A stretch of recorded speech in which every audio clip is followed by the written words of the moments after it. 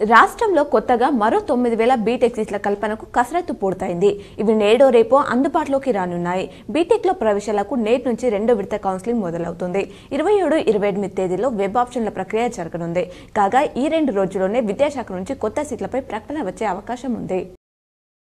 రాష్ట్ర వ్యాప్తంగా అన్ని జిల్లాల్లోనూ ఇవాళ బలమైన గాలులతో కూడిన వర్షాలు కురిసే అవకాశం ఉందని వాతావరణ శాఖ తెలిపింది. నిన్న కొమురంభీం, ఆసిఫాబాద్ జిల్లా సిర్పురంలో అత్యధికంగా 4.8 సెంటీమీటర్ల వర్షపాతం నమోదైంది. ప్రస్తుతం హైదరాబాద్తో పాటు పలు ప్రాంతాల్లో చిరుజల్లులు కురుస్తున్నాయి.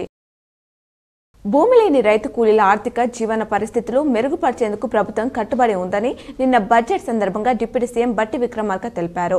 వారికి ఏటా రూపాయలు 12,000 ఇస్తామని, ఆ బృహత్ కార్యక్రమాన్ని ఈ ఏడాది ప్రారంభిస్తామని ప్రకటించారు. దిల్సుఖ్ నగర్ లో జంట పేలుళ్ల కేసులో జీవిత ఖైదు అనుభవిస్తున్న ఇండియన్ ముజాహిద్దీన్ ఉగ్రవాది సయ్యద్ మక్బూల్ మరణించాడు. చెర్లపల్లిలో జైల్లో ఉన్న సయ్యద్ అనారోగ్య కారణాలతో గాంధీ ఆసుపత్రిలో చికిత్స పొందుతూ చనిపోయాడు. దేశవ్యాప్తంగా పలు బాంబు దాడుల్లో అతను నిందితుడిగా ఉన్నట్లు ఎన్ఐఏ గుర్తించింది. పాలిటెక్నిక్ డిప్లొమాలో చేరాలనుకునే విద్యార్థులకు నేటి నుంచి ప్రత్యేక విడత ప్రవేశాలు నిర్వహిస్తామని ప్రవేశాల కమిటీ కన్వీనర్ శ్రీ దేవసేన వెల్లడించారు. ఇందుకు ఈ రోజు స్లాట్ బుకింగ్ చేసుకోవచ్చన్నారు.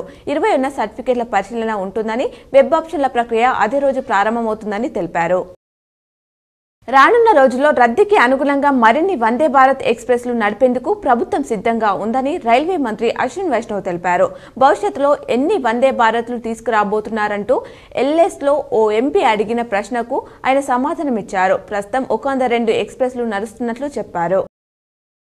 అడ్లూర్ ఎల్లారెడ్డి గ్రామానికి చెందిన చిన్న మల్లయ్య అనే వ్యక్తిని హత్య చేసి పూడ్చిపెట్టిన కేసులో 3 అరెస్ట్ చేసి రిమాండ్కు తరలించినట్లు ఎల్లారెడ్డి డీఎస్పీ శ్రీనివాసులు తెలిపారు.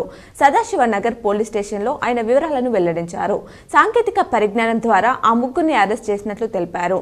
ఆ 3పై పలు సెక్షన్లో కేసులు నమోదు చేసి రిమాండ్కు తరలించినట్లు పేర్కొన్నారు.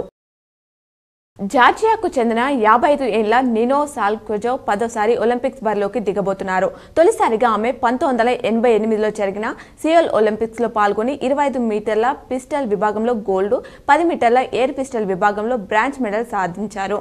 దీంతో ఆమె అప్పట్లో ఐకాన్ గా మారిపోయారు. ఇప్పటికీ జార్జియాలో ఆమె నంబర్ 1 షూటర్. పారిస్ ఒలింపిక్స్ లో పాల్గొని ఇయాన్ మిల్లర్ 9 సార్లు రికార్డును అధిగమించనున్నారు.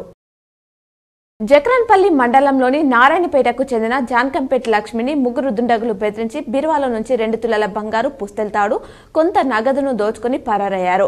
బుధవారం అర్ధరాత్రి 3 గుర్తు తెలియని వ్యక్తులు ఆమె ఇంటికి వచ్చి ఇంటి తలుపులు కొట్టి మీ మరిది చనిపోయాడని చెప్పడంతో తలుపులు తీసింది. దీంతో దుండగులు లక్ష్మిని కత్తితో చంపేస్తామని బెదిరించి దొంగతనానికి పాల్పడ్డారు. మహారాష్ట్రలోని ముంబైలో భారీ వర్షాలు దంచుకొడుతున్నాయి. ఈ నేపథ్యంలో అధికారులు రేపటి వరకు రెడ్ అలర్ట్ జారీ చేశారు. దీంతో రేపు ఉదయం 8:30 గంటల వరకు ప్రజలు ఇళ్లలో నుంచి బయటకు రావద్దని పోలీసులు కోరారు.